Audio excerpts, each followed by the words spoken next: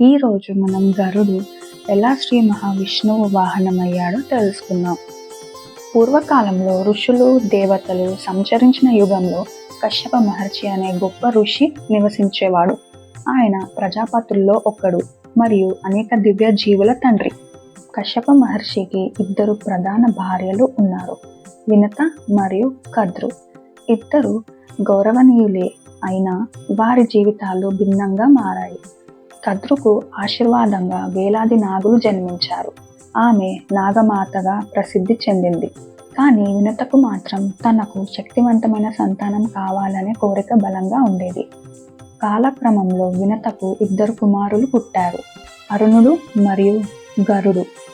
అరుణుడు ముందుగా పుట్టాడు, కానీ అతని పూర్తి రూపంతో పుట్టలేదు. ఈ విషయం చూసి వినత కోపంతో తన కుమారుడినే శపించింది. ఆ శాప ఫలితంగా అరుణుడు తరువాత కాలంలో సూర్యదేవుని సారథి అయ్యాడు. అతని తరువాత వినత తన రెండవ కుమారుడి జననం కోసం సహనంతో ఎదురు చూసింది. వినత మరియు కద్రు మధ్య వివాదం. ఒకరోజు సముద్ర మథనం జరిగిన తరువాత పాల సముద్రం నుంచి అనేక దివ్య వస్తువులు వెలువడ్డాయి. వాటిలో ఒకటి అత్యంత అందమైన తెల్ల గుర్రం. ఆ గుర్రాన్ని చూసిన వినత మరియు కద్రు దాని తోక రంగు గురించి వాదించుకున్నారు. కద్రు, దాని తోక నల్లగా ఉంది. వినత, కాదు, అది తెల్లగా ఉంది. వివాదం తీవ్రమైంది. చివరికి కద్రు ఒక పందెం వేసింది. నా మాట నిజమైతే నీవు నా దాసిగా ఉండాలి. తన మాటే నిజమని నమ్మిన వినత ఆ పందాన్ని అంగీకరించింది. కద్రు చేసిన మోసం. ఆ రాత్రి కద్రు తన నాగకుమారులను పిలిచి ఆ గుర్రం తోకకు చుట్టమని ఆజ్ఞాపించింది. నాగులు అలాగే చేశారు. ఉదయం గుర్రం తోక నల్లగా కనిపించింది. వినత తాను మోసపోయానని గ్రహించింది, కానీ పందెం పూర్తయింది. ఫలితంగా వినత కద్రుకు దాసిగా మారింది. గరుడు జననం మరియు నిర్ణయం. కొంతకాలానికి వినతకు రెండవ కుమారుడు పుట్టాడు. అతనే గరుడు. గరుడు అగ్నిలా ప్రకాశిస్తూ అపార శక్తితో జన్మించాడు. తన తల్లి దాస్య జీవితం గురించి తెలుసుకున్నప్పుడు గరుడి హృదయం బాధతో మండిపోయింది. గరుడు కద్రును అడిగాడు, నా తల్లి విముక్తి ఎలా పొందుతుంది? కద్రు సమాధానం చెప్పింది, దేవతలు కాపాడుతున్న అమృతం తీసుకురావాలి. అమృతం కోసం గరుడు ప్రయాణం.